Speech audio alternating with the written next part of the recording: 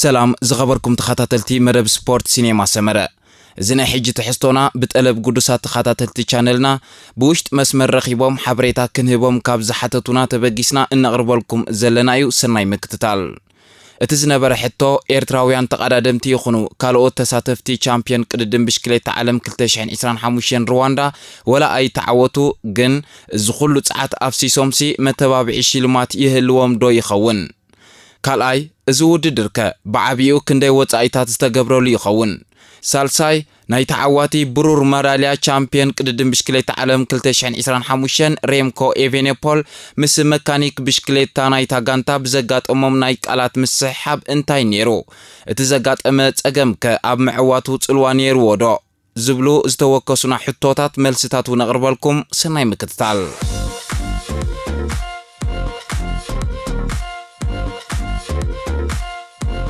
كاب عسران حدن كساب عسران شومونتن مسكرم كلتشحن عسران حموشن اب رواندا كتما كيغالي نمجمرتا غزي اب افريق استخايده چامبيون قددم بشكليت عالم تاريخاوي وددر كوينو حليفلو از فصاميزي نتناي رواندا ناي بشكليت عودي نعالم زرأيلو طراي زيكونس نتا هاجر كم عباي مدرخ سبورتاوي وددرات عالم استصنعتلون استغمغمتلون اغاطامي يركب بحاليكال نتو وددر كاب مداي وصايتاتن نعوتات زتخفل شلماتن كنغربلكم قطعاوي ገንዘባዊ ሽልማት ንዕውታት ዓለማዊ ማሕበር ብሽክሌታ ማለት UCI ንቻምፒዮን 2025 ጠቅላላ ናይ 124250 ዩሮ ወይ ድማ 200 ሚሊዮን ፍራንክ ሩዋንዳ ዝግመት ገንዘባዊ ሽልማት ከም ዝመደበ አፍሊጡ ነይሩ እዚ ሽልማት ምስት ክብርን ስምን ናይ ሬንቦው ጀርዚ ማለት ማልያ ቀስተ ደበና ዝወዳደር እኳ ተዘይኮነ ነቲ ተቀዳደምቲ ዘፍሰስዎ ጻዕር ግን ዘተባብዒ ተባሂሉ اب ملاءت وددر كاب زنبره نعوتات زتوهاب شلمات اب رود ريس وددرات إليت تقدم تدق تبعتيون دق انستيون نقدماي درجة ورق ميداليان 8000 يورون مالت 12 مليون فرانك رواندا اب وددر دق تبعتيو تادي بوغاچا كاب سلوفينيا اب وددر دق انستيو دما كندا ماغدالين فاليريس ميل نهاجرا ناي مجمر تعود بممزغاب تاريخ سريحام كالاي درجة بزوصو برور ميداليان 4000 يورون نسالساي درجة نزوصو دما نحاس ميداليان 2000 يورون ابناي غزي وددر مالت انصار غزي اب استخايده وددر دما نقداماي درجة 8000 يورو نخالاي درجة 4000 يورو نسالساي درجة دما 2000 يورو بغانتا توديبكا زغبر ميكسد ريلاي اب استخايده وددر انصار غزي دما نستعوتت غانتا استراليا بحبار 15000 يورو اب كلهم استساتفوا تقادمتي بمعره يكفافل كالاي درجه زوصت غانتا 7500 يورو نسالساي درجه زتوهبه متن غنزب شلما دما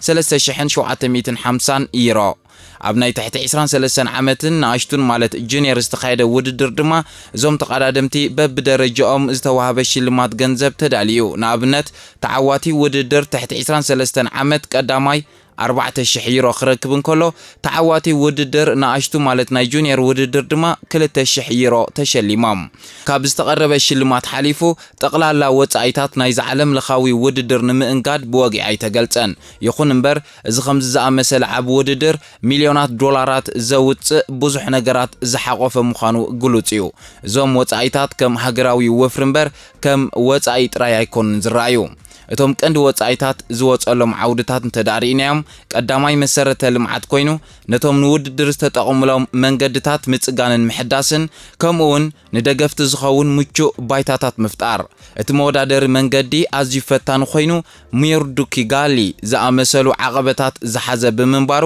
ንምድላው ፍሉይ ጻዕሪ ዝሓተተ ነይሩ ካልኣይ ሎጂስቲካዊ ቀረባትን ውሕስነትን ካብ መላእ ዓለም ንዝመጹ ኣሽሓት ተቀዳደምቲ አሰልጠንቲ ጋዜጠኛታትን ቱሪስትን መጓዓዝያ መዕረፍን ንድሕነቶም መረጋገጽን ዝኸውን ወጻይታት ሳልሳይ ንመዋዕውዕን ማርኬቲንግ ነትውድድር بعالم لخاوي درجة نمللاي استغبرن نلعل 330 مليون زغمتو تعذبتي بتلفزيون اب ملع عالم نمبصح استخايده سرحيتاتن يتقلل كالي مزت أساسيرو زخيد قطباون استراتيجيكاون ربحاتات رواندا قداماي عالم لخاوي تفلاطنت زوددر نرواندا هاجرنا شح كرباتات زبل ساقوا بقبرنا عالم كتريع عدل كفيتو لايو كيغالي كم صفت زلوان وحسنت زسفنان كتما كمون كم ماكل سبورتن توريزمنا بفريق اخد قلت كيلالا ካልኣይ ቁጠባዊ ምንቅስቓስ ብዓሽሓት ዝቑጸሩ በጻሕቲ ናብ ሩዋንዳ ምምጽኦም ንሆቴላት ንኹሎም ወሃብቲ ኣገልግሎት ትካላት ንመጓዓዝያን ንኻልኦት ትካላት ንግድን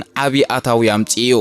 ሳልሳይ ስፖርታዊ ውርሻ ኣብ ሩዋንዳን ኣብ መላእ ኣፍሪቃን ንዘሎ ውልዶ ተቐዳደምቲ ብሽክሌታ ዓብዪ ተበግሶን መነቓቕሕን ፈጢሩሎ። እቲ ውድድር ካብቲ ቱር ዲ ሩዋንዳ ዝብል ዓመታዊ ውድድር ዝተሃንጸ ዓቕሚ ብሽክሌታ ኣፍሪቃ ብቐንዱ ድማ ኣብ ሩዋንዳ ዝያዳ ከም ዝዓቢ ገይሩ።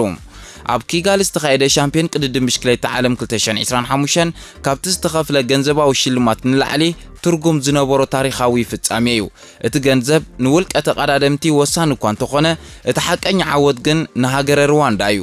ንመጀመርታ ግዜ ኣብ ኣፍሪቃ ብዘይ ዝኾነ ዕንቅፋት ዓብዪ ውድድር ብምእንጋዳ ነቲ ኣብዛ ክፍለ ዓለም ዘሎ ዓቕሚ ንዓለም ኣርኣያ።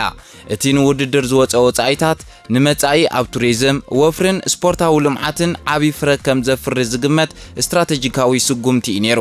ኣብ ቻምፒዮን ቅድድም ብሽክሌታ ዓለም 2025 ኣብ ሩዋንዳ ነቲ ቀጥታዊ ገንዘባዊ ሽልማት ብዓለማዊ ማሕበር ብሽክሌታ ማለት UCI ዝተዳለወ ኮይኑ ብመሰረቱ ነቶም ኣብ ቀዳሞት ደረጃታት ዝወፁ ተቐዳደምቲ ጥራይ ዝምልከት። እዚ ማለት እቶም ኣብ ዝርዝር ዕዉታት ዘይኣተው ንኣብነት ካብ 30 ወይ 40 ደረጃ ንታሕቲ ዝተሰርዑ ተቐዳደምቲ ቀጥታዊ ገንዘባዊ ሽልማት ካብ UCI ኣይረኽቡን እዮም። እዚ ንተቐዳደምቲ ሃገራዊት ጋንታ ኤርትራን ንኻልኦት ብዙሓት ተሳተፍትን ዘጠቓልል እዩ። ይኹን እምበር እቲ ሽልማት ንተቐዳዳማይ ብገንዘብ ጥራይ ዝዕቀን ኣይኮነን። እቶም ኣብዚ ዓለም ለኻዊ መድረኽ ዝተሳተፉ ካብ ገንዘብ ንላዕሊ ዝኸውን ካልእ ረብሓታት ይወስዱ እዮም። እቲ ዝረኸብዎ ሽልማት ብዝተፈላለየ መድያት ክግለጽ እንከሎ ቀዳማይ ሃገራዊ ኩርዓት ማልያ ሃገርካ ለቢስካ ኣብ ዝለዓለ መድረኽ ዓለም ምውካል ኣብ ልዕሊኡ ዝኽፈል ዋጋ ዘይብሉ ዓብዪ ክብርን ሓላፍነትን እዩ ንባዕሉ።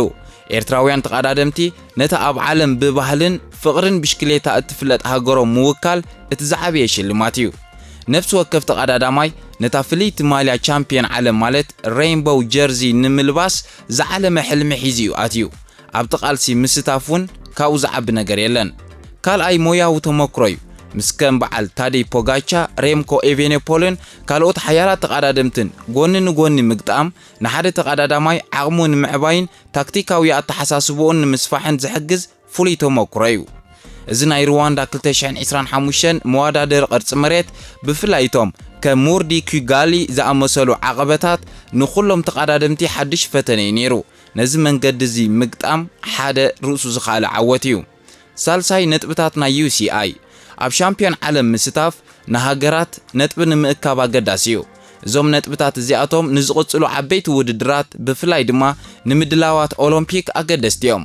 ሓንቲ ሃገር ክንደይ ተቐዳደምቲ ናብ ኦሎምፒክ ክትሰድድ ከም እትኽእል ዝውስን ሓደ ካብቶም ቀንዲ ረቑሒታት እዞም ነጥብታት እዚኦም እዮም። ስለዚ ተቐዳደምቲ ሃገራዊት ጋንታ ኤርትራ ኣብቲ ውድድር ብምዝዛሞም ጥራይ ንሃገሮም ኣገዳሲ ነጥቢ ከም እትረክብ ገይሮም እዮም።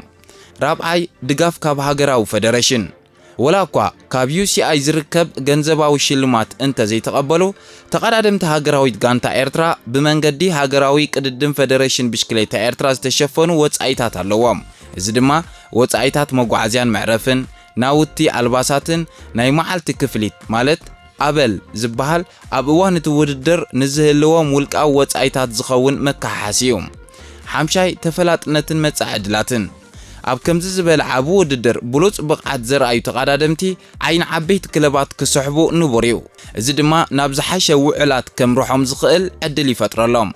ንኣብነት ሓደ ኤርትራዊ ተቐዳዳማይ ኣብቲ ውድድር ብዘርኣዮ ጽንዓትን ብቕዓትን ብሓንቲ ፕሮፌሽናል ጋንታ ክምረጽ ይኽእል። ስለዚ እቶም ኣብ ዝርዝር ዕዉታት ዘይኣተው ተቐዳደምቲ ብፍላይ ድማ እቶም ንሃገራዊት ጋንታ ኤርትራ ዝወከሉ ተቐዳደምቲ ገንዘባዊ ሽልማት እኳ እንተዘይተቐበሉ እቲ ካብኡ ዝረኸብዎ ክብሪ ተመክሮ ሃገራዊ ነጥብን መጻኢ ሞያዊ ብራኸ ዕድላትን ከም ዓቢ ሽልማት ዝውሰድ እዩ። እቲ ጻዕሮም ንዓታቶም ጥራይ ዘይኮነስ ንዝቕጽል ወለዶ ኤርትራውያን ተቐዳደምቲ ከም ዓቢ መነቓቕሒ ኮይኑ የገልግል። እቲ ካልእ እንምልሶ ሕቶ ኣብ ዝተኻየደ ውድድር ሻምፒዮን ቅድድም ብሽክሌታ ዓለም ሩዋንዳ 2025 ተቐዳዳማይ ኣባል ሃገራዊት ጋንታ ቤልጅየም ሬምኮ ኤቬኔፖል ብተደጋጋሚ ዘጋጠሞ ቴክኒካዊ ብልሽት ኣብቲ ውድድር ዓቢ ዕንቅፋት ፈጢሩሉ እዩ። እዚ ድማ ምስቲ ብድሕሪኡ ዝተመዝገበ ናይ ብሩር መዳልያ ተተሓሒዙ ኣብ ዓለም ስፖርት ብሽክሌታ ብዙሕ ዘዛርባ ርእስቲ ክኸውን እዩ። ቀዳማይ እቲ ዘጋጠመ ቴክኒካዊ ብልሽት እንታይ ነይሩ? ሬምኮ ኤቬኔፖል ኣብቲ ውድድር ብሽክሌትኡ ተባላሻቶ ጥራይ ዘይኮነስ ብተደጋጋሚ ንኣስታት 3 ግዜ ብሽክሌታ ክቕይር ተገዲድ እዩ። እቲ ቀንድን ወሳንን ዝኾነ ጸገም ዘጋጠመ ኣብቲ ሞንት ኪጋሊ ዝተሰመየ ዓቐብ ቅድሚ ምጅማር እዩ ነይሩ። ቀዳማይ ናይ ሰዲለ ወይ ድማ ናይ ኮረሻ ብሽክሌታ ምብልሻው ሬምኮ ቅድሚ ዓቐብ ኣብ ሓደ ጉድጓድ ዝመልኦ መንገዲ ምስ በጽሐ ሰዲለ ናይ ብሽክሌትኡ ካብ ቦትኡ ብምውጻእ ንታሕቲ ኮንቆልቆል ተዓዚብና ኢና። እዚ ብልሽት እዚ ንኣቀማምጥኡ ብምጽላው ኣብ ጭዋዳ እግሩ ጸቕጢ ፈጢሩልዩ። እቲ ንሱ ከውጽኦ ዝኽእል ዝነበረ ሓይሊ ክፈጥሮ ይከኣለን። ንባዕሉ ከምቲ ድሕሪ ውድድር ምዝዛሙ ዝገለጾ 400 ዋት ንላዕሊ ክፈጥር ኣይከኣልኩን ኢሉ። እዚ ድማ ካብቲ ተዓዋቲ ውድድር ታደይ ፖጋቻ መጥቃዕቲ ዝጀመረሉ እዋን ንኽስዕቦ ኣይከኣለን። ካልኣይ ተደጋጋሚ ምቅያር ብሽክሌታ ድሕሪ እቲ ናይ መጀመርታ ጸገም ኤቬኔፖል ብሽክሌታ ክቕየር ተገዲድ እዩ። ይኹን እምበር ኣብታ ዝተቐበላ ካልአይቲ ብሽክሌታ እውን ሰዲልኡ ምቹ ኣይነበረን። እዚ ድማ ንዝባኑ ከም ዝሕሞ ስለ ዝገበሮ ዳግማይ ንሳልሳይ ግዜ ክቕየር ተገዲድ እዩ። ኣብቲ ናይ ካልኣይ ግዜ ምቅያር ኣዝዩ ጉህዩ ብምንባሩ እሞ ኸኣ ንኣስታት 42 ሰከንድ ወይ ካልኢት ናይ ምቅያር ምድንጓይ ብምፍጣሩ ሬምኮ ብቁጥዐ መስተይ ማይ ጎማ ብእግሩ ክወቅዕ ርኢናዮ ኢና። መካኒክ ናይታ ጋንታ ኸ እንታይ በለ? ብዛዕባ እዚ ጉዳይ ኣብ ሞንጎ ሬምኮ ኤቬኔፖልን መካኒክ ናይ ጋንታ ቤልጅየም ዝተፈላለየ ርእይቶ እዩ ዘሎ። መካኒክ ዳርዮ ክሎክ ዝተባሃለ ኮይኑ ነቲ ካልኣይ ግዜ ሬምኮ ዘማረረላ ብሽክሌታ ወላ ሓንቲ ጸገም ኣይነበራን ክብል ገሊጹ። እዚ መግለፂ እዚ ምናልባት ጸቕጢ ናይቲ ውድድር ኣብ ልዕሊ ሬምኮ ኤቬኔፖል ንሓድሽ ብሽክሌታ ከም ዘይመቸአቶ ወይ ድማ እቲ ጸገም ኣብ ስነ ኣእምሮኣዊ መዳይ ዝነበረ ክኸውን ከም ዝኽእል ዘመልክት እዩ። ሬምኮ ኤቬኔፖል ግን ኣብታ ካልአይቲ ብሽክሌታ ኮረሽኡ ልዕል ዝበለ ብምንባሩ ኣብ ዝባኑ ቃንዛ ፈጢሩሉ ምንባሩን ገሊጹ። እዚ ድማ ሓይሉ ከም ዝጽንቅቕን ቀልጢፉ ከም ዝጎድልን ገይርዎ እዩ። እቲ ፍልሊ ኣብቲ ወሳኒ እዋንን ኣብ ትሕቲ ጸቕጥን ዘሎ ዘይምርድዳእ ተቐዳዳማይን ኣባል ቴክኒክ ናይታ ጋንታን ክኸውን ከም ዝኽእል እዩ ተገሊጹ። እቲ ቴክኒካዊ ጸገም ምስ ካልኣይ ደረጃ ምውጽኡ ዘለዎ ምትእስሳርከ እዚ ቴክኒካዊ ብልሽት እዚ ብዘይ ጥርጥር ኣብቲ ውጽኢት ዓቢ ጽልዋ ነይርዎ ክበሃል ይከኣል እዩ። ምክንያቱ እቲ ጸገም ዘጋጠመ ታደይ ፖጋቻ መጥቃዕቲ ዝፈነወሉን ነቲ ውድድር ዝተቋጻጸረሉን እዋን እዩ ነይሩ። ኤቬኔፖል ብሰንኪ ዘጋጠመ ናይ ብሽክሌታ ምልዋጥ ጸገም ንፖጋቻ ግብረ መልሲ ከርእዮ ወይ ክስዕቦ ይከኣለን። ንሱ እግረይ ኣብ መሬት እዩ ነይሩ ክብል ተዛሪቡ። ካልእ ኤቬኔፖል ክልተ ግዜ ንድሕሪት ተሪፍ እዩ። ንበይኑ ክቃለስን ንመጋጥምቱ ክድረብን ተገዲድ እዩ። እዚ ማለት እቲ ንፖጋቻ ንምስዓብ ክጥቀመሉ ዝግብኦ ዝነበረ ሓይሉ ናብቲ ጉጅለ ንምምላስ ኣባኺንዎ። ወላ እኳ ዝኹሉ ጸገማት እንተጋጠሞ ኤቬኔፖል ናብ መዋዳድርቱ ተመሊሱ ጥራይ ዘይኮነስ ኣብ መወዳእታ 20 ኪሎ ሜትር መጥቃዕቲ ፈንዩ ንበይኑ ብሩር መዳልያ ክጓናጸፍ ክኢሉ። እዚ ብቕዓት እዚ እቲ ጸገም እንተዘይጋጥሞ ነይሩ ንሻምፒዮንነት ክወዳደር ዝነበሮ ዓቕሚ ከም ዝነበሮ ዘርኢ እዩ። ከምቲ ሓደ ካብ መጋጥምቱ ዝበሎ ንሱ ምስ ፖጋቻ ማዕረ እዩ ነይሩ ክብል ገሊጽዎ። ሬምኮ ኤቬኔፖል ሎሚ ዕድል ዝጠለመቶ ተቐዳዳማይ ምንባሩ ክግለጽ ይከኣል። እቲ ቴክኒካዊ ብልሽት ኣብ ዝኸፍአ እዋንን ቦታን ብምፍጻሙ ነቲ ንሱ ዝነበሮ ናይ ዓወት ሕልሚ ዓጊትዎ እዩ። ይኹን እምበር እቲ ኩሉ ዕንቅፋታት ሰጊሩ ዝረኸቦ ናይ ብሩር መዳልያ ንሓይሉን ጽንዓቱን ዘመስከረ ዓብ ዓወት እዩ። ንሱ ድሕሪ ምዝዛም ናይቲ ውድድር እዚ ስፖርት እዚ መካኒካዊ እውን ብምዃኑ ኣሚነ ክቕበሎ ለኒ ኢሉ ነቲ ውጽኢት ብብስለት ተቐቢልዎ። ዝኸበርኩም ተኸታተልትና ናይ ሎሚ ትሕዞና ኣብ ዝወዲእና ኣለና። ብምክትታልኩም ክብረት ይሃበልና እንዳበልና ነዚ መደብ ተፈቲኽሞ ላይክ ናብ ኩሉ ክባጽሕ ድማ ሼር ክትገብሩ ንላቦ ሰሰና እዩ።